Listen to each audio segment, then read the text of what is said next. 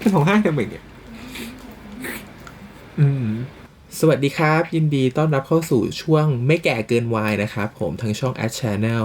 วันนี้เราก็จะมารีวิว Global Life Fan Meeting ทั้ง4 Fan Meeting เลยว่าแต่ละ Fan Meeting เป็นยังไงบ้างซึ่งก็อาจจะมีสปอยนะครับถ้าใครไม่ชอบสปอยหรือใครอยากจะไปซื้อตั๋วดูภายหลังเนี่ยก็ไม่ควรดูคลิปนี้แต่ถ้าใครที่สามารถฟังสปอยได้หรือว่าได้ดูแล้วก็อยากจะมาแชร์ริ่งหรืออยากจะมาฟังแชร์ริ่งเหมือนกันหรืออยากจะมาแชร์อะไรร่วมกันก็เข้ามาดูกันได้นะครับก็ก็เป็นการรีวิวนะครับก็จะไม่มีการเอาภาพหรือว่าการเอาอะไรของทางคอนเสิร์ตเนี่ยซึ่งเป็นลิขสิทธิ์เนี่ยเข้ามาอยู่ในคลิปนี้ก็จะเป็นการรีวิวล้วนๆก็ถ้าใครคาดหวังว่าจะเห็นภาพหรืออะไรเนี่ยก็ไม่มีนะครับบอกไว้ก่อนเลยอืม Global Life Fan Meeting เนี่ยก็คือมีทั้งหมด4คู่ก็คือมีคู่คริสสิงห์ออฟการเดนิลแล้วก็ไบรท์วินก็ซึ่งเราก็จะพูดไปทั้ง4คู่นะครับเพราะแต่ละคู่ก็จะมีรายละเอียดแล้วก็ความชื่นชอบและความประทับใจที่ต่างๆกันซึ่งเราเนี่ยก็ดูทั้ง4คู่มาครบแล้วเมื่อวันเสาร์ก็คือไบรท์วินก็เป็นคู่สุดท้ายซึ่งมันก็มีโมเมนต์ประทับใจเยอะไปหมดเลยซึ่งเราอยากจะเอามาเล่าแล้วก็อยากจะมาแชร์ก็คือตอนเนี้ยวันที่อ่านเนี่ยก็คือมันมีรอบย้อนหลังไปแล้วของคริสสิงห์แล้วก็ออฟกันซึ่งก็คนที่ได้ดูย้อนหลังก็คงจะอิ่มเอมกับความประทับใจกันอีกครั้งแต่สำหรับเราเนี่ยเรายังไม่เข้าไปดูย้อนหลังเลยเราไม่มีเวลาจริงๆแต่เรายังจำความวันแรกแล้วก็ความประทับใจทั้งหมดที่ได้ดูสดตอนนั้นได้อยู่แล้วก็อยากจะมาแชร์ริ่งแล้วก็มาเล่าให้ฟังทั้ง4คู่พร้อมๆกันแล้วก็อยากจะบอกไว้อย่างหนึ่งคือคลิปนี้เนี่ยทำไปทำมาคือมันนานมากก็เข้าใจว่าคนที่เข้ามาดูก็คงไม่ได้อยากจะฟังทุกคู่ถ้าใครฟังทุกคู่ก็ยินดีด้วยนะครับก็มาฟังทุกคู่ไปด้วยกันกับผมแล้วก็แต่ถ้าสมมติใครอยากจะฟังเป็นคู่ของตัวเองที่ตัวเองชื่นชอบก็ผมมีใส่ตัวเลขเอาไว้ให้ข้างๆนี้ก็กดสคิปไปตามเวลาที่บอกไว้ได้ก็ไปดูคู่นั้นได้เลยโอเคครับก็ไปฟังกันได้เลยครับทีนี้เราก็ไปเริ่มกันด้วยคู่แรกกันเลยดีกว่าเพื่อไม่เป็นการเสียเวลาคู่แรกเนี่ยก็คือคริสสิงโตสำหรับเราเนี่ยคริสสิงโตเนี่ยก็คือเราว่าน้องคือถ้าพูดใน4คู่เนี่ยน้องคือ the best สำหรับเรานะคือในด้านของการทำโชว์เนี่ยแล้วประสบการณ์เนี่ยน้องคู่เนี่ยคือชั่วโมงบินสูงที่สุดแหละแล้วก็คือน้องเขาคือ best performer ตัวจริงเนี่ยตอนที่เราดูไลฟ์ของคริสสิงโตเราทึ่งมากที่น้องเขาคือน้องเขาต้องการที่จะไปอีกขั้นน่ะน้องเขาต้องการที่จะเติบโตเพราะฉะนั้นการที่ทำโชว์แต่ละโชว์ของน้องอ่ะมันไม่ใช่การทำโชว์ที่แค่ผ่านไปแต่มันคือการทำโชว์เพื่อพัฒนาตัวเองเราเห็นศักยภาพของน้องจริงๆเรารู้สึกว่าน้องแทบจะร้องสดทุกเพลงคือน้องร้องสดทุกเพลงและน้องก็ด้วยความที่เป็นคู่แรกอ่ะมันต้องกดดันมากกว่าคนอื่นมันต้องมีความกังวลมันต้องมีเรื่องที่แบบไม่คาดฝันแล้วก็มันเป็นครั้งแรกของคนมันเป็นครั้งแรกจริงๆทั้งทีมงานทั้งเทคนิคต่างๆมันก็คือครั้งแรกกันหมดเพราะฉะนั้นเนี่ยมันคือความกดดันทั้งหมดมันอยู่ที่น้องแหละแล้วน้องสามารถแบกรับมันได้และเพอร์ฟอร์มมาได้ดีระดับนี้สำหรับเราคือสุดยอดแล้วก็สำหรับเราคือพูดได้คำเดียวก็คือน้องคือ the best performer คำนี้คำเดียวเลยจริงๆเพราะว่าทั้งคริสและสิงโตสามารถทำออกมาได้ดีในทุกๆโชว์แล้วก็ร้องออกมาด้วยร้องออกมาด้วยเสียงจริงคือแทบจะไม่มีลิปซิงค์เลยคือเสียงจริงหมดแล้วมันคือความบียอนไปอีกขั้นหนึ่งของความว่าดารามันคือไม่ใช่แค่ดาราแต่คุณคือศิลปินน่ะคุณคือทำได้ทุกอย่างไม่ใช่แค่เล่นละครแต่คุณทำโชว์มาได้ด้วยมันคืออะไรที่แบบน่าประทับใจและสุดยอดมากๆก็เริ่มกันด้วยคู่แรกเลยดีกว่าโอเคเรามารีวิวกันไปทีละโชว์แล้วกันนะครับก็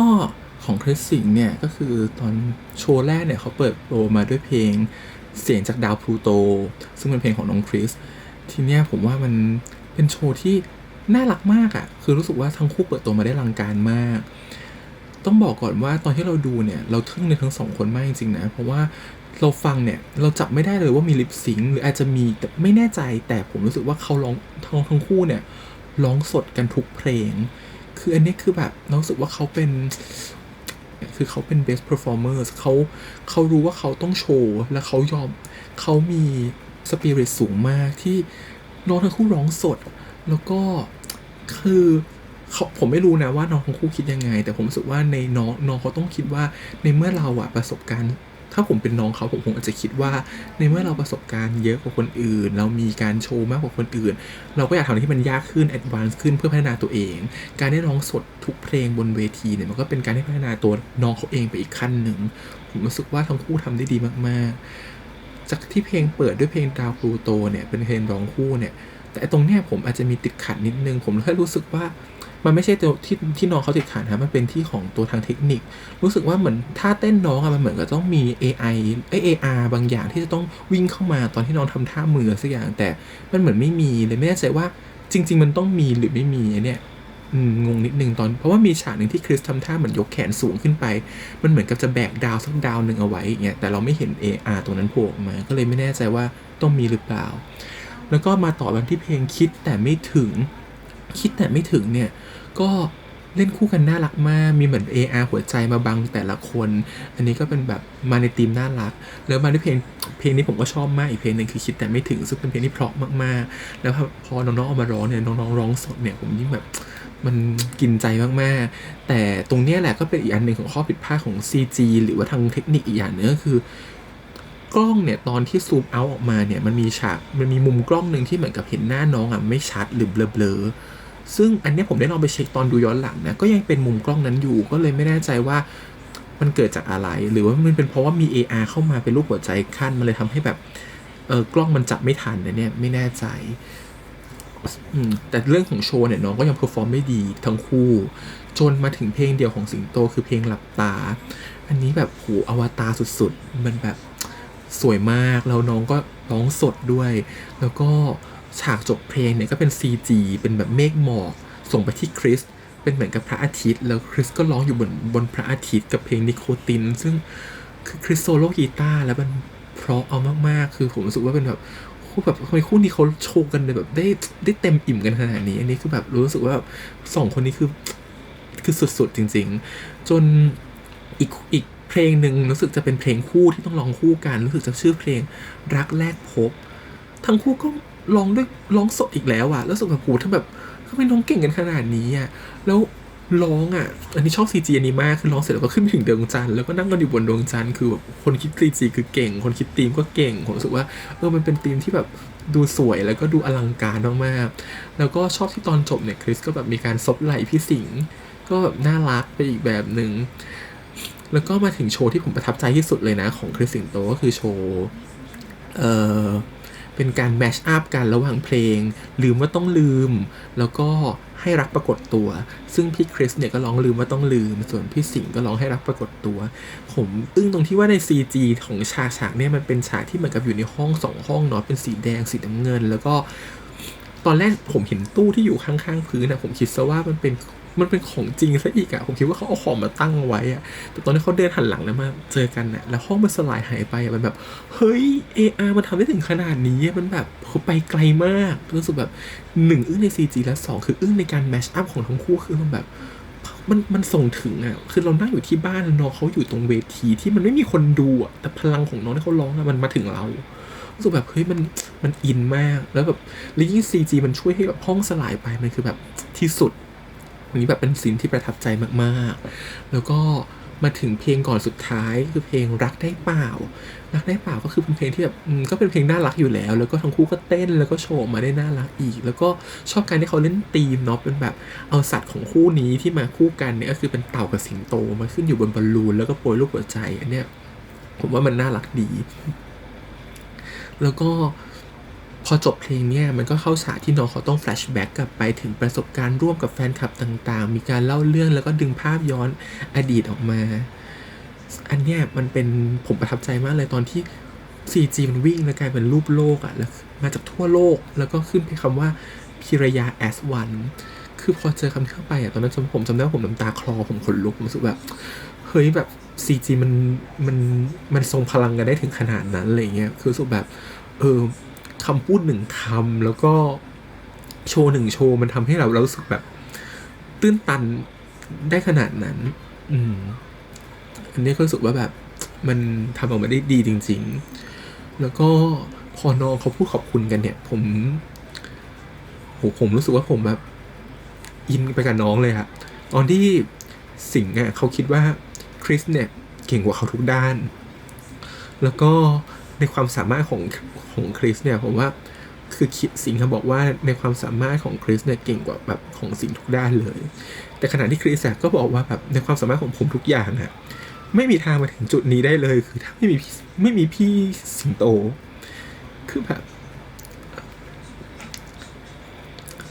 คือมันประทับใจในความคิดของทั้งคู่มากเลยนะไม่รู้ว่าเนี่ยพอพูดแล้วก็จะร้องไห้คือมันคือมันตื้นตันนะแล้วก็การที่น้องสิงห์เขาเล่าว่าน้องสิงห์อ่ะเล่าถึงงานหนึ่งที่คริสอะ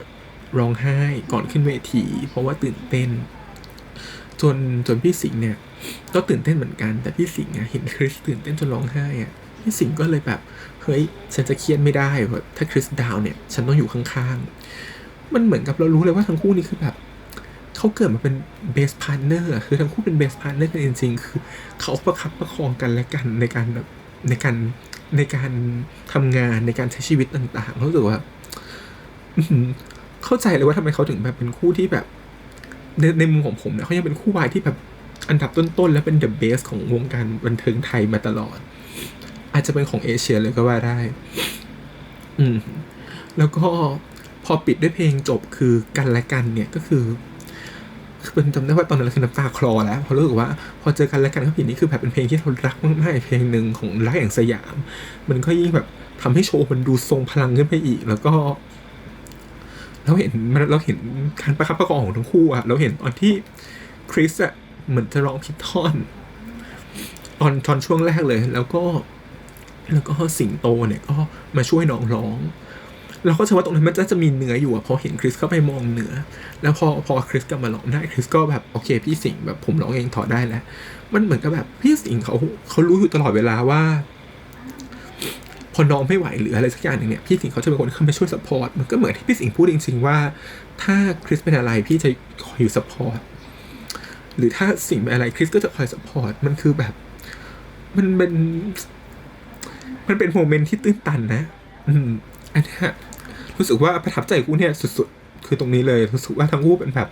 เบสพาร์ทเนอร์ของกันและกันจริงๆอันนี้ประทับใจมากแต่ร้องไห้ทำไมเนี่ย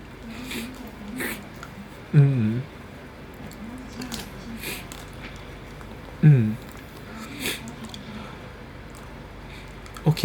ก็เรื่องโชว์เนี่ยผมไม่ติดเลยโชว์ของกับทั้งคู่นี่คือแบบอลังแล้วก็ดีทั้งคู่เลยแล้วก็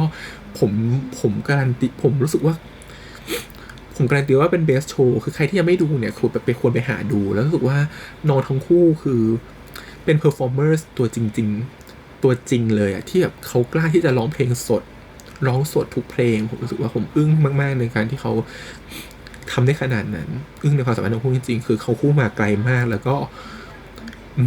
เก่งแล้วขอให้แบบไปได้ก้าวได้ต่อไปอีกเรื่อยๆอีกเยอะๆอีกไกลๆเลยผมคาดหวังให้เขาไปได้แบบไกลกว่านี้ผมคาดหวังจะเห็นน้องๆเป็นศิลปินแล้วก็เป็นนักแสดงที่เก่งกว่านี้ก็อันนี้ก็คู่แรกนะครับว่าผ่านไปก็คืออีกเรื่องนึงที่จะพูดคือคู่แรกเหมือนกับเป็นช่วงที่แบบเมื่อมันเป็นโชว์แรกมั้งด้วยทีมไฟทีมพร็อพทีมเทคนิคต่างๆหรือเรื่องสัญญาณโทรศัพท์ที่ติดต่อกับพวกแฟนคลับต่างประเทศก็ตามเนี่ยไม่ใช่สัญญาณโทรศัพท์แต่สัญญาณอินเทอร์เน็ตที่ติดต่อกับทางแฟนคลับต่างประเทศเนี่ยก็อาจจะมีติดขัดบ้างไม่ค่อยสมูทอันเนี้ยผมก็รู้สึกว่ามันคงเป็นปัญหาทางเทคนิคแหละที่ทางค่ายเขาต้องแก้แต่เราก็เห็นเขาแก้ไขนะโดยเขาก็แก้ไขออกมาในโชว์ต่อมาในวันต่อมาในที่ต่อมาซึ่งมันก็เป็นเรื่องดีที่เขาได้ improve อะไรพวกนี้ให้มันดีขึ้นโอเคมาต่อกันดีกว่าเมื่อกี้ก็แอบร้องไห้มาก็มาต่อกันที่โชว์ของออฟกันเนาะกับ Global Live Fan Meeting X ออฟกันในอาทิตย์ที่2ก็ทั้งคู่เนี่ยมาในธีมน่ารักอยู่แล้วเพราะเรารู้สึกเราคาดหวังเราก็อยากจะเห็นอะไรที่เป็นน่ารักของทั้งคู่เพราะรู้สึกว่าทั้งคู่เนี่ยเป็นคู่ที่น่ารักมากๆโดยเฉพาะน้องกันก็เป็นแบบดูตัวเล็กพี่ปับปี้หรือน้องออฟเนี่ยก็ดูตัวใหญ่ก็แบบเป็นคู่รักตัวเล็กตัวใหญ่อะไรเงี้ยก็เปิดมาด้วยความน่ารักจริงๆก็คือเพลงอยากมีแฟนแล้วเนี่ยก็คือชุดเปิดตัวคือสวยมากเราชอบชุดมากคือน้องอาร์มออกแบบดีมากคือสูทขาวปกเขียวแล้วก็โชว์ก็คือความน่ารักมุ้งมิ้งสมกับคู่นี้เลยเวลานึกถึงคู่นี้เราก็ต้องนึกถึงความน่ารักตลอดคงเพราะแบบก็อย่างที่บอกไปน้องกันตัวเล็กแล้วก็น่ารักใครๆเห็นก็คงคิดเหมือนกันส่วนคนคิดท่าเต้นและคิดโชว์เนี่ยของโชว์เพลงแรกเนี่ยก็ออกแบบมาได้แบบทั้งคู่ได้ปล่อยความน่ารักแบบกระจัดกระจายมากตั้งแต่เพลงแรกคือแบบมี100ใส่ไป 10,000นี่แบบทึ่งออฟมากนะรู้สึกว่าไม่คิดว่าจะแสดงได้น่ารักเบอร์นี้อะไรอย่างเงี้ยคือเหมือนกับ เหมือนกับซ้อมมาแข่งกับกันน่ะคือแบบกันมา100ออปชั่นจะใส่เป็น 1,000อะไรเงี้ยคือแบบมันน่ารักจริงๆแล้วก็พอมาถึงโชว์ต่อมาคือเพลงหรือฉันคิดไปเองหรือฉันคิดไปเองเนี่ยก็คือเลือกเพลงที่แบบยึดโยงไปกับตัวละครเนาะคือฟังแล้วรู้สึกเหมือนกับนึกถึงเรื่องทฤษฎีจีบเธอนึกถึงปิกโรมอะไรเงี้ยที่น้องเล่นอารมณ์แบบเข้าใจผิดกันไปมาแต่จริงๆก็คือรักกันนั่นแหละอะไรเงี้ยก็น่ารักดีแล้วก็มาถึงเพลงคู่ที่เวลาโชว์เนี่ยจะแบบคือคู่เนี่ยเวลาโชว์จะมีความเป็นแฟนสูงมากอะเพราะแบบคนนึงตัวใหญ่คนนึงตัวเล็กอะคือมันแบบมันดูสมกันน่ะพอมาถึงเป็นโชว์ต่อไปก็เป็นโชว์เพลงเดี่ยวอันนี้เราสึกว่าเป็นโชว์ที่ภาพรวมดีมากๆคือโชว์เพลงเดี่ยวของน้องกันคือเพลงนะครับได้ไหมนะครับได้ไหมในที่ร้องอยู่ในทุ่งหญ้าแล้วก็ท่ามกลางหมู่ดาวบนท้องฟ้าแล้วก็มีต้นไม้มีหิ่งห้อยบนต้นไม้และกันก็ร้องมาได้แบบฟีลลิ่งแบบเพลงแบบ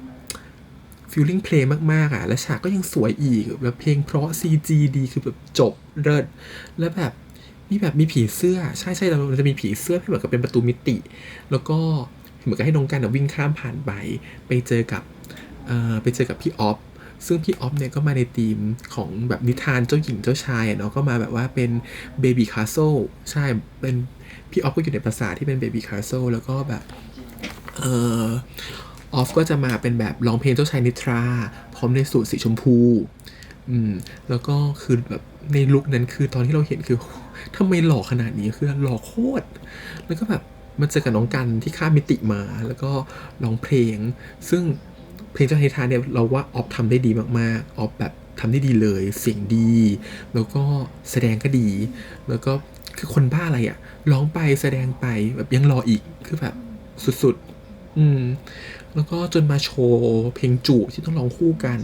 ก็แบบน่ารักไปเลยคือแบบน่ารักแก้มแตกคือเคมีจะเรียกยิ้มจนแก้มแตกคือแบบหนุนตักกันชอบความ CG แบบเป็นประสาทหมุนได้คือแบบโอ้โหสุดยอดจนมาถึงเบสโชว์เป็นเบสโชว์ของเราเลยก็คือเพลงฝนตกไหมคือแบบฉากเพลงCG ข้างหลังอีกคือแบบเป็นแบบฝนตกลงมาแล้วก็แบบมีความเป็นแบบขาวดำซีเปียแล้วก็เป็นฝนตกลงมาตอนท้ายที่แบบเหมือนกับพอเริ่มทั้งคู่ได้เจอกันมีความรักกันก็กลายเป็นฝนตกแล้วมีสีรุ้งแต่ก็จะมีCGฟ้าผ่ามาเพื่อเหมือนกับเป็นอุปสรรคของทั้งคู่แต่สุดท้ายทั้งคู่ก็ได้คู่กันคือแบบคือปังไม่หยุดอ่ะคือแบบและพีคมากไปอีกตรงที่น้องกันคืออินจนร้องไห้คือแล้วแบบโหคือสุดจริงๆคือเป็นแบบเป็นโชว์ที่ยังแบบถ้าให้นึกถึงโชว์ของคู่นี้ก็คือจะนึกถึงเพลงเนี้ยเพลงแรกก็คือฝนตกไหมคือแบบเป็น the best show จริงๆชอบสุดคืออะไรชอบสุดคือตู้โทรศัพท์สีแดงที่ออฟเข้าไปยืนอยู่โอเคแล้วก็เพลงก่อนสุดท้ายเพลงอะไรนะเพลงก่อนสุดท้ายเป็นสักกันนิดใช่ของพี่ทาทาใช่ไหมก็ดูเป็นอิเล็กทรอนิกส์ป๊อปน่ารักเสื้อผ้าพี่อาร์มก็จัดให้แบบสนุกสนานแล้วก็แต่ยังคงคอนเซปต์ความเป็นแบบคือทั้งคู่เป็นสายแฟร์ไงก็ยังรักษาความเป็นสายแฟร์ของทั้งคู่ไว้ได้แบบใส่แว่นแบบอวกาศนิดๆอะไรอย่างเงี้ยแล้วอยู่ดีก็มากระชากอารมณ์เราไปกับการแฟลชแบ็กชีวิตคู่ของทั้งคู่ตลอดการทำงานกับคำว่าเหมือนชอบคำโค้ดเนาะ baby you are our whole world คือแบบเป็นแบบคือคำนี้แทนทุกอย่างจริงๆคือเบบีคุณคือโลกทั้งใบของฉันอะไรเงี้ยคือแบบแล้วแบบพอน้องเขาพูดขอบคุณอะเอาอีกแล้วจะน้ำตาจะไม่ร้องคือก็คือพอตอนที่เขาพูดขอบคุณเนี่ยก็ชอบอีกแล้วคือเหมือนกับว่าคือตอนน้องตอนออฟพูดขอบคุณน้องกันก่อนออฟก็พูดว่าขอบคุณเหมือนกับน้องกันคือ the best partner ของเขาเนี่ยกันก็ดูตั้งใจฟังมากชอบแววตาที่กันมองพี่ออฟตอนที่ออฟบอกว่ากันคือ best partner คือมันดูแบบมันเหมือนส่งคนเขาลิงก์ถึงกันเขาส่งถึงกันแล้วก็มาถึงตอนที่ออฟกับการพูดขอบคุณนะคือทั้งคู่รู้สึกจะแบบขอบคุณเบบีอ่ะคือเบบีคือเป็นโฮเวิลด์ของทั้งคู่จริงๆอ่ะคือมันทำให้รู้เลยว่าแบบตอนที่น้องเขาพูดแล้วมันแบบเขาแสดงความขอบคุณแล้วน้องเขาน้ำตาไหลน้องกันพูดถึงความซาบซึ้งที่ความรักจากแฟนๆมอบให้มันส่งมาถึงเราตรงเนี้ยมันเรารับรู้ได้ว่าทั้งคู่อ่ะซาบซึ้งกับแฟนคลับจริงๆอ่ะแล้วก็รักในแฟนๆจริงๆแล้วก็พลังของความรักของแฟนๆที่ส่งไปมันไปถึงพวกเขาอ่ะเขารับรู้ได้แล้วก็จนมาถึงเพลงจบเนาะของทั้งคู่ก็เป็นเพลงอีกเพลงหนึ่งที่ ไม่คิดว่าจะเลือกเพลงนี้มาเป็นเพลงจบนะแต่ก็มันก็ทำให้มันก็ได้ความหมายที่ดีอีกแบบหนึ่งคือเลือกเพลงปฏิเสธอย่างไรของพี่ลิปดาก็มาในธีมของเบบีทั่วโลกเนาะแล้วก็มาในธีมหัวใจสีเขียวมาในโทนเขียวแล้วก็ร้องกับเพลงปฏิเสธอย่างไรชอบความที่มันมีประโยชน์หนึ่งของเพลงไงที่ปฏิเสธอย่างไรเมื่อรักเธอจนไม่อาจจะถอนตัวคือมันก็สื่อถึงว่าพวกเขาอะรักเบบีทั่วโลกจริงๆว่าพวกเธอทำให้เข้ามาในชีวิตฉันแล้วก็ทำให้รักแล้วก็ฉันไม่อาจจะถอนตัวไปได้แล้วก็มันก็สื่อถึงพวกเขาทั้งคู่ด้วยว่ารักกันโดยไม่อาจจะถอนตัวนี่จะฟินเองโอเคแล้วชอบตอนที่มันปิดท้ายอะตอนที่ปิดท้ายโชว์แล้วเป็นหัวใจสีเขียวดวงใหญ่อะแบบดวงใหญ่มากๆคือแบบเป็นฉากที่เรากดแคปหน้าจอมันสวยมากมันแบบแล้วก็วันนี้เป็นวันที่แบบโชว์ของทั้งคู่ดูไหลลื่นมากคือเป็นโชว์ที่สนุกอะเราในฐานะคนดูรู้สึกว่าเราเสียตังค์มาแล้วดูโชว์ที่สนุกอะไรแบบเนี้ยแล้วเรารู้สึกว่าโอเคเราคุ้ม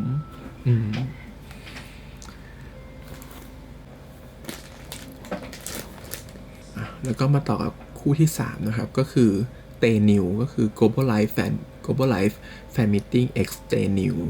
ก็อันนี้ก็เป็นลูกเราเนาะเป็นคู่ลูกของตัวเองก็คือเตนิวก็ประทับใจไหมถามว่าประทับใจชอบการที่เขาเปิดมาด้วยเพลงคำว่าอยากเจอคือเป็นเพลงที่เหมาะมากๆกับคู่นี้คือจะมีงานมีตแต่ก็เป็นโดนโลกเลื่อนตลอดคือคู่นี้จะมีงานมีก็คือ Polka the Journey แต่ก็โดนโลกเลื่อนมาตลอดและการที่เปิดด้วยเพลงว่าอยากเจอเนี่ยของ Blue Shade เนี่ยมันก็ทำให้รู้สึกว่าเนาะมันคือความอยากเจอจริงๆมันคืออยากเจอเหลือเกินยิ่งคิดถึงเธอเท่าไหร่มันมาเป็นเพลงเลยมันคือเป็นเพลงเปิดที่คือเราชอบแล้วมันดีมากแล้วน้องก็มาในชุดสีฟ้าขาวซึ่งเหมาะมากเพราะแบบเวลาได้ถึงคู่นี้ก็ต้องเป็นสีฟ้ามันมีแบบเพราะว่าคู่นี้มัน Blue Kiss Dark Blue Kiss คือทุกอย่างเป็นสีฟ้าหมดแล้วก็เป็นการร้องเพลงอยากเจอที่แบบใส่ท่าเต้นเข้าไปด้วยเป็นจังหวะแบบแดนซ์นิดนึงก็คือมันก็ทำให้ยิ่งน่ารักเข้าไปอีกแล้วก็เวลาดูนิวจะแบบนิวคือคนที่เต้นน่ารักมากอยู่แล้วเป็นปกติแล้วก็ลูกจะมีความดุกดิกตลอดเวลาส่วนตะวันเนี่ยก็คือแบบเปิดมาด้วยเสียงนุ่มๆแบบฟังเราเคลิ้มกับอันนี้คือแบบชอบมากกับการเป็นเพลงเปิดก็พอมาถึงโชว์เดี่ยวของนิวเนี่ยรู้สึกว่าจะร้องเพลงรออยู่ตรงนี้ของฮัมก็เป็นเพลงเก่าเพลงหนึ่งเลยแต่เป็นเพลงเก่าที่เราชอบมากเลยนะแล้วก็ชอบนะเพราะเป็นเพลงที่มันไม่ได้ร้องยากแต่มันกินใจและชอบที่น้องเลือกเพลงนี้มาเพราะว่าเพลงนี้เนี่ยมันเหมือนมาเพื่อบอกว่าน้องเนี่ยยังอยู่ตรงนี้เสมอแบบอยู่กับแฟนๆเสมอมันตอนที่เราฟังมันกินใจเราเลยก็มันสิ่งที่น้องสื่อมันมาถึงเราขณะที่เตเนี่ยก็มาในเพลงแค่รู้ว่ารักมาแมชอัพกับเพลงฝืนของพี่ลิปดามันก็เลยแบบคือเขาต้องการร้องให้กับแฟนๆเพราะว่าจากนี้ชีวิตของฉันไม่อาจรักใครได้อีกเนี่ยก็คือแบบกับเอามาแมชอัพกับเพลงฝืนเนี่ยก็คือเหมือนกับฝืนไม่ให้รักแฟนๆได้ยังไงแต่ตอนที่เราได้ยินครั้งแรกรู้สึกแบบคิดว่าเลือกมาให้นิวเสียอีกเหมือนกันเลือกมาให้นิวมากกว่าจะเลือกมาให้แฟนโอเคแต่ก็ยอมรับนะว่าเสียงเตวันเนี่ยคือไม่ค่อยดีเท่าไหร่คือเสียงไม่ไหวแล้วแหละเพราะว่าเราเข้าใจว่าน้องซ้อมหนักมากแล้วน้องก็ทำงานหนักมาหลายวันเสียงน้องเหมือนกับซ้อมหนักเหมือนป่วยพอออกมาร้องสดเนี่ยมันเลยเหมือนกับเสียงหายไปมันดันไม่ถึงตอนเสียงสูงเข้าใจว่าตอนซ้อมเตน่าจะทำได้ดีกว่านี้อาจจะแบบหมดพลังไปกับการตอนซ้อมอะไรเงี้ยอันนี้ก็สงสารน้องนิดนึงแต่ก็น้องก็ยังพยายามนะดันเสียงออกมาได้สุดอันนี้ก็แบบสุดยอดมาก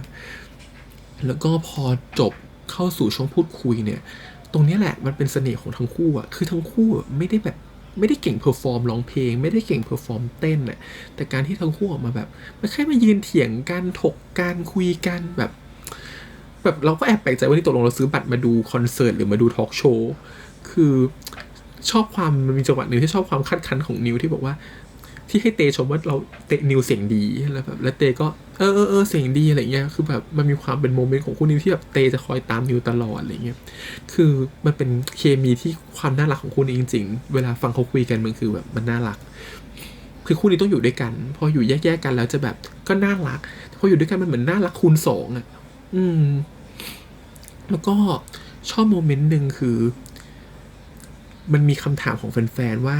ถ้าสมมติอยากเปลี่ยนอะไรในตัวเองเ พื่ออีกคนเราจะเปลี่ยนอะไรและเหมือนเตจะบอกว่าเตจะไม่ทำของหายจะพยายามไม่ทำของหายเพราะว่าไม่อยากให้นิวกังวลส่วนนิวเนี่ยก็พูดว่าจะฝึกคุมตัวเองเพราะบางทีเนี่ยแบบเราอยากจะแกล้งจนลืมคุมตัวเองแล้วก็ทำอะไรพลาดไปก็แล้วก็อยากจะร้องดีขึ้นจะได้แบบทันเตเพราะเตร้องดีกว่านิวมันก็เป็นมันเหมือนเป็นคำตอบของคนที่คิดแทนอีกคนน่ะให้อีกคนแบบไม่ต้องกังวลน่ะคือแบบเป็นคำตอบที่น่ารักดีแล้วชอบเนี่ยแล้วก็มาถึงโชว์ถัดไปนี่คือแบบร้องดังมากคือแบบคือมันคือสิ่งที่เราต้องการมาตลอดคือเราคาดหวังว่าถ้าเราจะเห็นอะไรในโชว์โพก้าหรือเจนี่เราก็อยากเห็นสิ่งนี้แหละมันคือแบบโพก้าเดอะมิวสิคลอ่ะมันคือแบบสุดยอดจริงๆคือมันเป็นธีมที่เราใฝ่ฝันนะเนาะแล้วเตนิวก็ออกมาโชว์ในโชว์ของมิวสิคลแบบเพลงรักแท้นั้นมีอยู่จริงของประกอบละครมิวสิคลข้างหลังภาพคือฉากคนทำ CG ก็คืออลังมากเสื้อนี่ไม่ต้องพูดถึงน้องอาร์มออกแบบได้ดีมากคือเสื้องดงามแล้วก็อลังการคืออาร์มเก่งอีกแล้วอ่ะคืออาร์มสามารถทำชุดออกมาได้เข้ากับธีมแบบหมีขาวกับปลาวาฬอ่ะคือมันมีดีเทลในชุดอ่ะอย่างชุดของหมีปลาวาฬก็คือเป็นสูทดำคลิปมันและแบบตรงแขนเสื้อก็จะเป็นเหมือนมีครีบอ่ะเหมือนครีบปลาส่วนชุดสูทสีขาวของนิวก็จะเป็นแบบเป็นสูทขาวแล้วมีขนเหมือนขนสัตว์สีขาวอยู่ที่เสื้อสีขาวอยู่ที่เสื้อสูทมันก็ให้ความระบบเป็นหมีขาวมากๆคือแบบเป็นชุดที่น่ารักจริงๆแล้วก็เตนิวก็คือสำหรับเรานะเตนิวโชว์เนี่ยคือ the best show ของเราเลยเราว่าแบบเพราะเราเห็นศักยภาพของน้องๆทั้งสองคนในการแสดงโชว์อะไรแบบนี้ตั้งแต่คอนวายแหละที่เขาร้องเพลงไม่ต้องรู้ว่าเราคบกันแบบไหนกับเพลงเพราะเธออะคือมันคือกึ่งละครเวทีนิดๆอะแล้วมันคือน้องทำออกมาได้ดีมากแล้วตอนนั้นจำโมเมนต์ตอนนั้นได้ว่าแบบมันตราตรึงคนทั้งฮอลมากคือคนทั้งฮอลก็ชอบในโชว์นั้นอะไรเงี้ยคือแบบมันเลยกลายเป็นพอทำออกมาเป็นละครเวทีมันเลยแบบเลิศอะสุดๆแบบตอนจบที่จ้องตาแล้วกอดกันคือแบบมีความสุขมากคือแบบชอบมากๆจริงๆ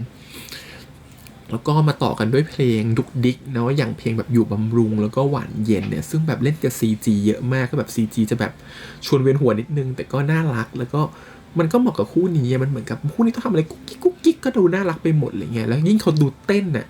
แบบมันมีความเต้นเก๊ๆกังๆอ่ะแบบอย่างเต้นเก๊ๆกังๆมันก็ดูแบบมันไม่ทำให้ดูน่ารำคาญอ่ะมันกลายเป็นดูน่ารักขึ้นอ่ะมันยิ่งน่าดูอ่ะไม่ได้ดูแย่แล้วก็คนคิดเพลงคิดโชว์คือเก่งคือปล่อยให้นักทั้งคู่แบบได้โชว์ด้วยกันน่ะคือมันสามารถดึงเสน่ห์ของทั้งคู่ออกมาได้มากกว่าปกติอ่ะที่เป็นโชว์เดียวๆคือแบบสุดยอดจริงๆคือคนคิดโชว์เก่งจริงๆแล้วก็เพลงต่อไปที่พูดไม่ได้เลยมันคือเพลงคืนที่ดาวเต็มฟ้าคือแบบคือเพลงนี้มันแบบต้องยกความดีความชอบให้ความอลังการของฉากและ CG เลยคือแบบในที่สุดเราก็เห็นแบบมีขาวกับออก้าออกมาลอยอยู่แล้วก็สัตว์เลี้ยงประจำด้อมของเราอะเนาะคือแบบถึงก็ต้องถามว่าทีมฉากและ CG เนี่ยเป็นติ่งเตนิวหรือเปล่าคือแบบมันอลังการมากที่มันยกอควาเรียมออกมาโชว์อะคือแบบมันสวยตาหลุดมากๆแบบมันอลังจริงๆคือรู้สึกแบบโหแบบตอนเห็นฉากแบบว้าวมากคือแบบคุณทำได้ขนาดนี้อะไรเงี้ยแล้วช็อตจับมือคือแบบคือตายมากๆช็อตที่เตกับนิวเดินจับมือกันคือแบบคือมันทำให้ทุกอย่างภาพของทุกอย่างแบบอยากจะแบบแคปภาพออกมาแล้วลงหรือปริ้นนะคือมันแบบมันสวยมากๆแล้วก็มาถึงโชว์ก่อนสุดท้ายโชว์รองสุดท้ายก็คือจะเป็นเพลงไม่ได้ยินคือก็เป็นเพลงที่โชว์แบบเป็นการเต้นดุกดิกของทั้งคู่คือแบบมันน่ารักแล้วก็คิดว่าทั้งคู่น่าชอบเพลงนี้คือแบบเห็นเต้นกันสะบัดมากแบบโดยเฉพาะเตนี่คือแบบเต้นเต็ม10เนี่ยคือเตเต้นไปแล้ว100คือนางเต้นแบบสุดมากสับสุดฤทธิ์คือแบบมันก็เป็นเพลงที่น่ารักกุ๊กกิ๊กไปอีกแบบแล้วสุดท้ายเราก็มาโดนกระชากอารมณ์เหมือนทุกๆโชว์ที่ผ่านมานะก็คือดึงกลับมาน้ำตาร่วงอีกครั้งในทีม Once Polka Always Polka มันเราชอบคนคิดชื่อนะมันคือครั้งหนึ่งเราเคยเป็นโพก้าแล้วก็ยังเป็นโพก้าตลอดไปมันแล้วเป็นหมีกับปาวานเป็นแบบแบ็กกราวด์มันคือทุกอย่างของโพก้าแล้วว่าเพราะโพก้าเกิดมาจากคำนี้จำวันที่เราต้องตั้งชื่อด้อมคู่กันนะแล้วหาชื่อด้อมคู่อะแล้วก็คิดกันว่าด้อมชื่อคู่ว่าอะไรอะสุดท้ายมันก็ออกมาเป็นโพล่าแบร์กับออก้าแล้วก็เป็นโพก้ามันจำได้เรายังไปเสิร์ชกันอยู่เลยว่าการใช้แฮชแท็กโพก้ามันจะไปซ้ำกับใครหรือเปล่าคือ มันเป็นช่วงวินาทีของโมเมนต์ที่น่าตื่นเต้นในตอนที่คิดชื่อออกมาแล้วสุดท้ายชื่อนี้มันก็ออกมาเป็นแบบมีความหมายมีมีนิ่งจนแบบมาถึงวันนี้อ่ะมันก็ยังเป็นมีนิ่งของมันมีความหมายของมันอยู่ในตัวของคำว่าโพกาคือแบบมัน always โพกาจริงๆชอบที่ CG เขาทำเป็นภาพฉากคือเหมือนกับเป็น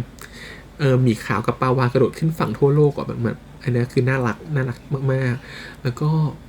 ความรู้สึกของเราคือเราอยู่กับคู่นี้มานานอะเราเห็นอะไรมาเยอะมากแล้วก็แค่น้องเริ่มพูดตอนที่พูดขอบคุณเนี่ยพอเราดูน้ำตาเราก็ไหลแล้วอะคือตอนนิวหยุดพูดเป็นห่วงๆเป็นแบบจังหวะและเสียงสั่นๆอะคือเราแบบไม่ไหวเลยตอนนั้นรู้สึกแบบไม่ไหวแล้วอะคือดูไปก็คือร้องไปเลยอะแล้วแบบพอเตพูดว่าขอบคุณทุกคนที่ทรีตพวกเราเหมือนกับที่เหมือนเป็นคนในครอบครัวให้กำลังใจเราในทุกๆวันให้เราแม้วันที่เราไม่มีอะไรเลยเงี้ยแล้วเตก็สรุปในสิ่งที่นิวพูดว่าแม้หน้าที่ของเราสองคนมันจะจบไปในละครแล้วอะแต่แฟนๆเนี่ยก็ไม่เคยห่างเราไปไหนเลยยังเดินมากับเราเสมอคือพอเราได้ยินแค่นี้มันรู้สึกแบบมันท่วมท้นแล้วเรารู้สึกว่าน้องทั้งสองคนก็คิดแบบนั้นจริงๆมันคือมันเราไม่ต้องการอะไรแล้วอะสำหรับคนเป็นแฟนคลับหรือคนที่เราเป็นแบบชอบคนหนึ่งรู้สึกว่าการที่เขารับรู้ว่าพวกเรามีตัวตนหรือเราเป็นแฟนมีความรักอยู่ตรงนี้ที่จะคอยประคับประคองเขาอะแค่เนี้ยมันก็มีความสุขแล้วอะแล้วพอมาปิดด้วยเพลงไม่มีนิยามของทั้งคู่เนี่ยมันก็ยิ่งทำให้รู้สึกว่านี่แหละคือโชว์ของทั้งคู่จริงๆมันทำให้โชว์โอเวอร์ออลมันดูดีมากและเตก็พูดว่าต้องขอบคุณพาร์ทเนอร์ของผมอย่างนิวครับและนิวก็หันไปว่าขอบคุณเตเหมือนกันครับแล้วเดินเข้ามากอดกันคือมันเป็นจังหวะที่แบบมันดีอ่ะมันเป็นโมเมนต์ที่ดีของทั้งคู่จริงๆซึ่งแบบเราเข้าใจว่าหลายคนอาจจะไม่ได้เห็นสิ่งนี้มานานมากแล้วหลายเดือนหลายเดือนแต่พอเราได้เห็นอะไรแบบนี้มันก็ทำให้ทุกคนที่เป็นโฟก้าหรือเป็นชาวบ้านหรือเป็นฮันนี่เห็นแล้วก็แบบมีความสุขและยิ้มตามไปด้วยเพราะสุดท้ายเราสึกว่าเรารักในความธรรมชาติของคู่นี้มันเป็นความธรรมชาติที่รู้สึกมันดีจริงๆส่วนโชว์ทั้งหมดเนี่ยเราว่ามันก็เต็มอิ่มมากในด้านการทำโชว์เราคือว่ามันดีมากๆก็ถือเสียว่าเป็นการวอร์มอัพละกันก่อนเจอโพก้าดิเจนี่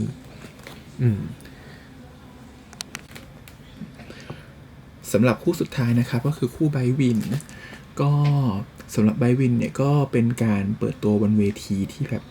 น่าจะเป็นจริงๆเป็นเวทีครั้งแรกเนาะของน้องๆทั้งสองคนเป็นโชว์ออนสเตจครั้งแรกเลย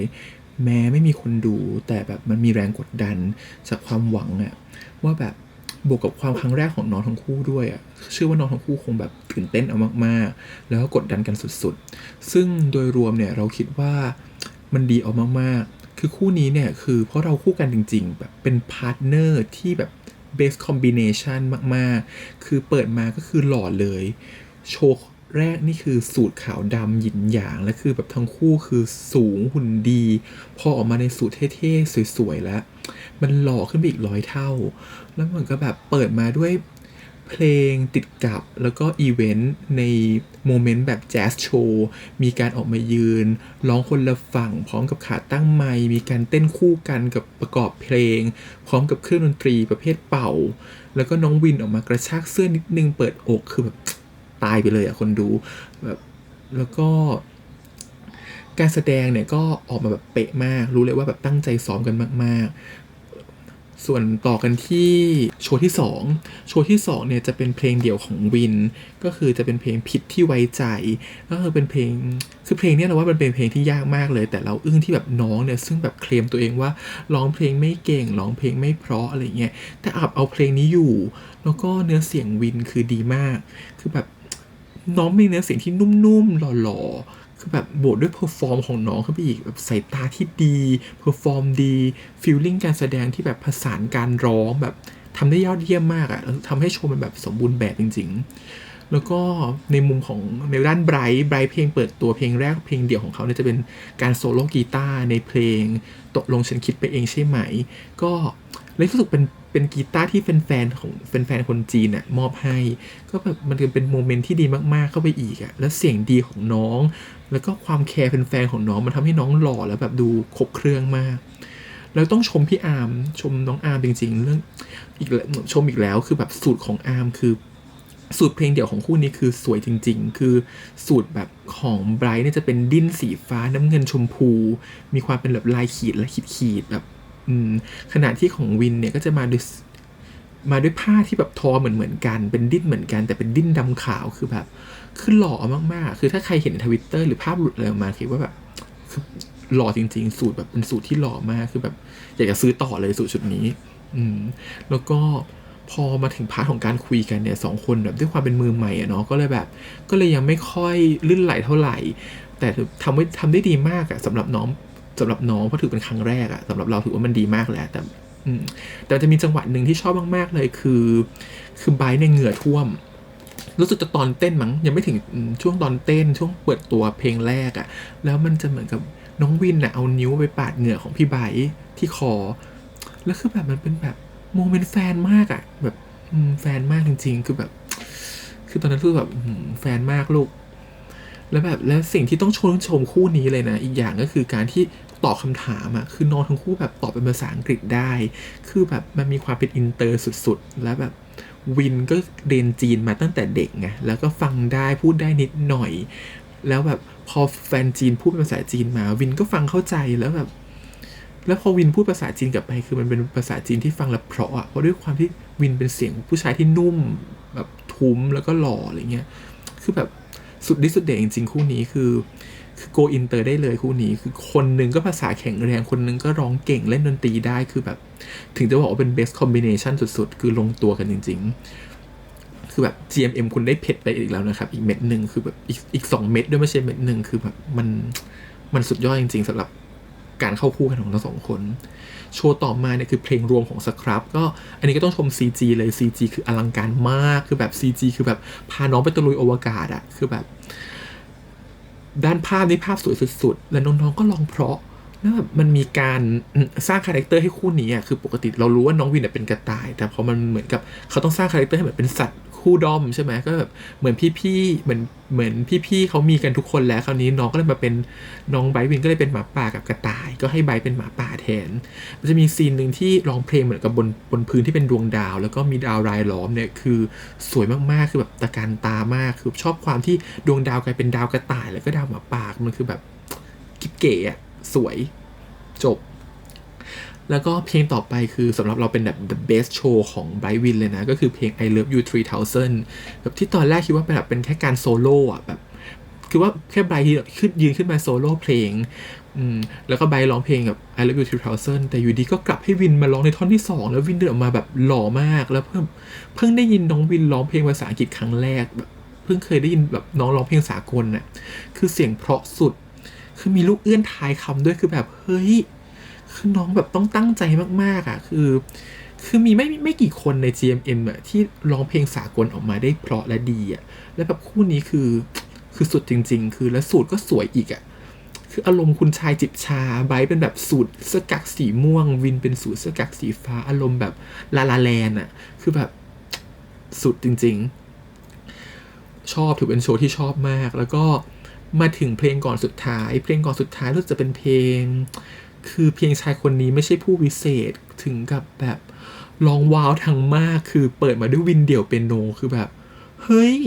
ที่เราเห็นน้องเขาไปซ้อมๆนี่คือน้องเขาซ้อมจริงจังอ่ะคือเขาเพื่อจะมาโชว์จริงๆอ่ะคือแบบน้องทำได้ถึงขั้นนี้คือจากเล่นเปียโนไม่ได้ร้องเพลงไม่เก่งแต่แบบไปซุ่มซ้อมมาจนทำได้หมดเลยอ่ะแบบเพื่อจะมาโชว์ให้แฟนๆดูอ่ะแบบเห็นถึงความมุ่งมั่นแล้วก็ตั้งใจจริงของแบบน้องเลยคือแบบแล้วพอไบรท์ออกมาร้องคู่กันในเพลงนี้แล้วก็แบบมีฉากแบบร้องสู้กันเหมือนไฟท์กันแบบอย่างกับรอบน็อกเอาท์คือแล้วมาในสูตรกันมาหยีสีแสดคือแบบทำให้โชว์นี้ก็เป็นอีกโชว์หนึ่งที่แบบตาตึงเป็นโชว์ที่ปังมากๆเป็นโชว์ที่ชอบอีกโชว์หนึ่งแต่ก็ไม่ใช่ the best เพราะ the best ของเราคือ I Love You 3000แล้วก็ก่อนจะมาเล่าถึงเหตุการณ์ของคู่นี้เนาะว่าการเดินทางคู่เนี่ยมันใช้เวลาไม่นานน่ะแต่คุณได้ความรักจากทั้งโลกไปอย่างท่วมท้นน่ะจนมาเป็นคำว่าแบบ your love keep us going let's keep growing together คือทั้งคู่คือมันโตไปด้วยกันจริงๆมันเดินมาด้วยกันจริงๆและฉากที่ทั้งคู่เดินหันกลับมาจาก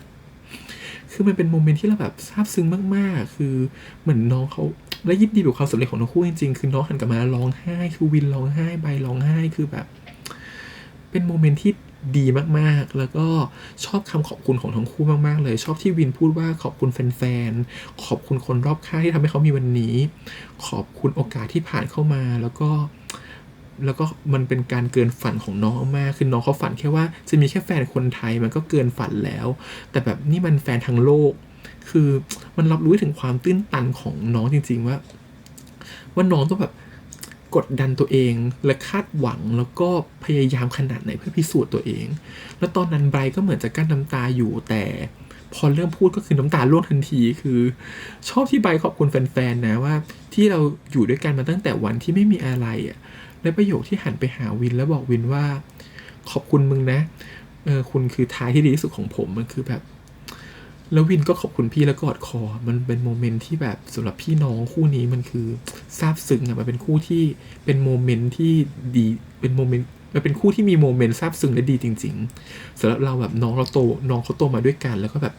หวังว่าน้องเขาจะกอดคอกันแบบนี้ไปนานๆแล้วก็ก่อนที่น้องจะร้องเพลงจบด้วยเพลงขั้นกูเนาะก็เป็นเพลงคู่ของเขาเป็นเพลงที่เป็นเพลงปิดแล้วก็ชอบซีนกอดกันตอนจบที่ร้องเพลงมันเป็นซีนอีกซีนหนึ่งที่ตราตึงเลยแล้วแบบเล่นน้ำตาของเราเลยคือตอนที่เราดูเราก็ร้องไห้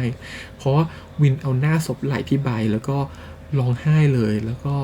อ้อมกอดของทั้งคู่คืออ้อมกอดและน้ำตาในวันนี้นะสำหรับเรามันคือเป็นเครื่องการันตีว่าทั้งคู่มันแบบทุ่มเทแค่ไหนแล้วก็ซาบซึ้งเพียงใดกับสิ่งที่แฟนๆแล้วก็สิ่งที่ได้รับมาคือน้องคงต้องรู้สึกแบบมีความสุขสุดๆแล้วก็การมาถึงจุดนี้มันคงเกินฝันของทั้งคู่ก็ถือเป็นโชว์ครั้งแรกเปิดตัวที่ดีและสมบูรณ์แบบและการเพอร์ฟอร์มของน้องก็เป็นเครื่องการันตีแล้วว่าน้องมาด้วยความสามารถนะจ๊ะไม่ใช่กระแสแล้วน้องคือเพชรอีก2 เม็ดที่วงการบันเทิงได้รับมาคือสำหรับเราขอพูดคู่นี้เยอะนิดนึงเพราะรู้สึกว่าเป็นคู่ใหม่เนาะแล้วรู้สึกว่าน้องเขาทำออกมาได้ดีจริงๆก็จบการรีวิวของทั้ง4 มีตติ้งก็ทั้ง4คู่เนี่ยแบบแม้จะมีธีมต่างกันนะแต่ก็ทำออกมาได้สมบูรณ์แบบแล้วก็ทำให้คนดูที่เป็นแฟนเนี่ยหรือไม่ใช่แฟนอย่างหลังเราเนี่ยก็อิ่มเอมได้จริงแบบสำหรับเราเนี่ยเรายกให้แบบ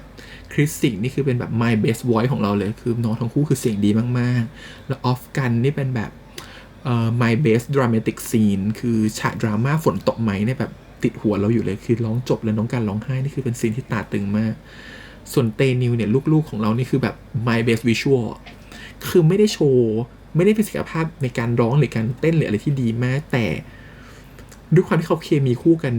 ดีแล้วก็การที่โชว์ออกมาแล้วมันทำให้เวลาคู่นี้โชว์มาแล้วมันดูกุ๊กกิ๊กน่ารักมันทำให้แบบเบสวิชวลมันวิชวลของด้านภาพมันออกมาดีรวมถึง CG ก็ออกมาดีด้วยมันเลยเป็นแบบเป็นเบสวิชวลของเราและภาพรวมน้ำหนักในแต่ละโชว์ก็คือดีมากๆส่วน Bright Win เนี่ยคือ my best combination เลยเมื่อกี้ที่เราพูดไปหลายรอบคือมันคือ combination super best combination จริงๆคู่เนี่ยมันคือ combination show คือทั้งคู่เหมาะกันมากๆลงตัวเหมาะสมกันแล้วก็เติมเต็มในส่วนที่อีกคนขาดจนเรียกได้ว่าแบบลงตัวจนโชว์แทบไม่มีที่ติงานนี้ก็ต้องชื่นชม GMMTV นะที่แบบรังสรรค์ผลงานได้น่าประทับใจแล้วก็อลังการแบบนี้อย่างน้อยเนี่ยก็ได้สร้างความสุขให้กับได้สร้างช่วงเวลาดีๆและความสุขให้กับช่วงที่เราไม่ได้เจอกันเนาะเพราะโควิดก็ทำให้พวกเราไม่ได้เจอกันตามงานต่างๆก็ได้มาเจอกันที่นี่ก็ถือว่าเป็นแบบเป็นโมเมนต์ดีๆโมเมนต์หนึ่งในช่วงเวลายากลำบากแบบนี้แล้วก็ทีม CG คือปรบมือให้เลยแบบปรบมือให้จริงๆคือเก่งมากๆคืองานนี้ CG ถ้าไม่ได้ CG ที่ดีคือไปไม่รอดสักโชว์คือแบบ CG คือเลิศและปังมากๆแล้วก็ที่ขาดไม่ได้เลยอีกอันหนึ่งที่ทำให้โชว์มาแบบมันดูสวยงามและตะการตาไปพร้อมๆกับ CG คือเสื้อผ้าคือต้องขอบคุณน้องอาร์มากที่ตัดได้เข้ากับแต่ละคู่สุดๆคือมีเรื่องราวและมีดีเทลมีรายละเอียดมีความสวยงามคือน้องไม่ได้ตัดแบบดีเทลทุกชุดเราเข้าใจแต่ทุกๆชุดมันจะมีสตอรี่และมันมีวิธีการเล่าของมันแล้วรู้สึกว่าน้องตั้งใจทำในทุกๆชุดจริงๆคือแบบนี่เป็นแบบสุดยอดอีกสุดยอดหนึ่งเพราะว่าในทุกๆโชว์ของทั้ง4คู่จะมีชุดที่ดีของทั้ง4คู่เป็นแบบเป็นชุดที่ประทับใจทั้ง4คู่เลยโอเคก็วันนี้ก็คงต้องแค่นี้ดีกว่า ลิปนี้น่าจะยาวมากๆเพราะรู้สึกว่าอัด4 คู่คงจะสัก 40-50 นาที แต่ก็ทำมาเพื่ออยากมีพื้นที่ครับในการรีวิวนะครับแล้วก็เป็นเพราะว่าเป็นงานมีที่เราประทับใจจริงๆแล้วก็ไม่ได้รู้สึกเสียดายเงินเลยที่จ่ายไป4 คู่ก็ 3,600 บาทอาจจะมีแชร์บ้างแต่ก็แอบหวังว่าหากมีครั้งหน้าเนี่ยจะลดช่วงการพูดคุยให้น้อยลงแล้วก็เน้นทำโชว์แบบมากขึ้นเพราะรู้สึกว่าตอนนี้รอบนี้รู้สึกจะเป็นโชว์ครึ่งพูดครึ่งมันแบบบางทีเราอยากเห็นโชว์มากกว่านี้นิดนึงแล้วก็ถ้าใครชอบนะครับกับการดูคลิปนี้ก็ฝากกดไลค์กดแชร์กด Subscribe ด้วยนะครับแล้วก็เจอกันในคลิปต่อๆไปสำหรับช่วงไม่แก่เกินวัยก็จะมีคอนเทนต์วายๆออกมาเรื่อยๆก็รอดูกันนะครับว่าจะมีคอนเทนต์อะไรบ้างโอเคบ๊ายบายว้าว